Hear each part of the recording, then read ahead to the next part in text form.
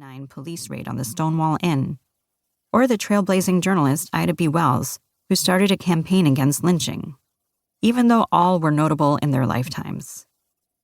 None of these people were invited to the table to make a difference, but they persevered and did it anyway. I went back to my team and asked, what if we were to write their obituaries now? My colleagues were excited by the idea.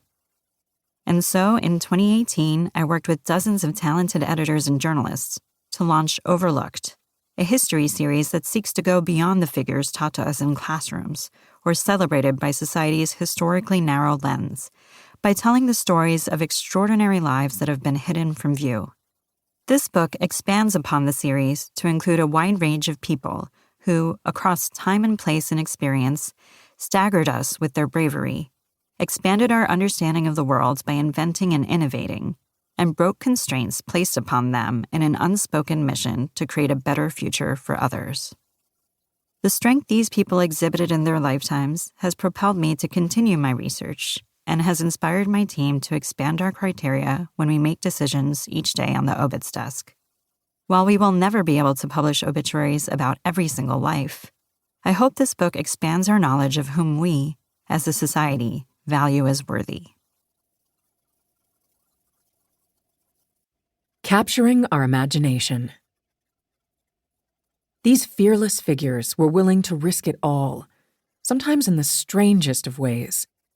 Everyone you will hear about in this section set their sights on a personal goal and tenaciously saw it through. Some weren't seeking fame but found it anyway, simply by following their deepest beliefs.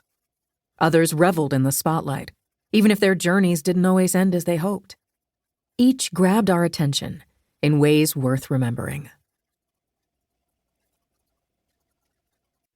Daredevil who tumbled down Niagara into fame. Annie Edson Taylor, 1838 to 1921. By Jesse McKinley. Imagine a barrel, 4.5 feet tall, about as big as an antique icebox, or perhaps more to the point, a small coffin. It's in a treacherous spot, bobbing and dunking in the Niagara River just above the cascading chaos of Niagara Falls. Inside is a sexagenarian widow named Annie Edson Taylor, an underemployed charm school instructor who is about to add a new title, amateur daredevil, to her heretofore itinerant and largely unremarkable resume. Taylor, you see, is about to go over the falls.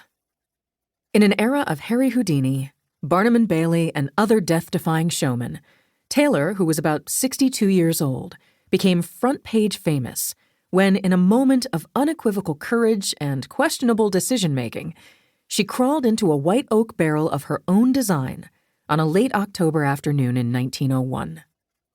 She fell nearly 160 feet, hurtling toward the cauldron of rocks and raging water below, all in hope of landing in a far richer future. Amazingly, she survived, becoming the first and oldest person to accomplish such a fearless, foolhardy feat. She is also the only woman to have done it alone.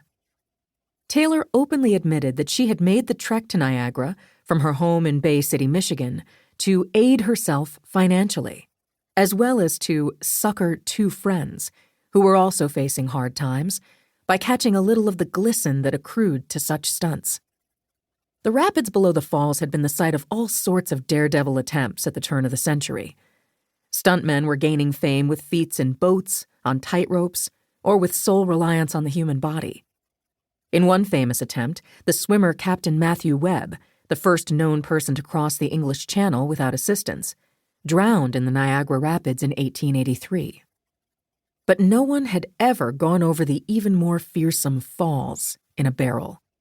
Taylor aimed to change that, and to capitalize on a crush of visitors in the area, drawn by the 1901 Pan American Exposition in nearby Buffalo. The idea came to me like a flash of light.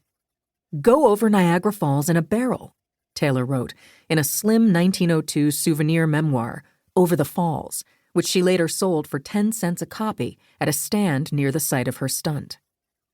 The Goddess of Water, as she was nicknamed, achieved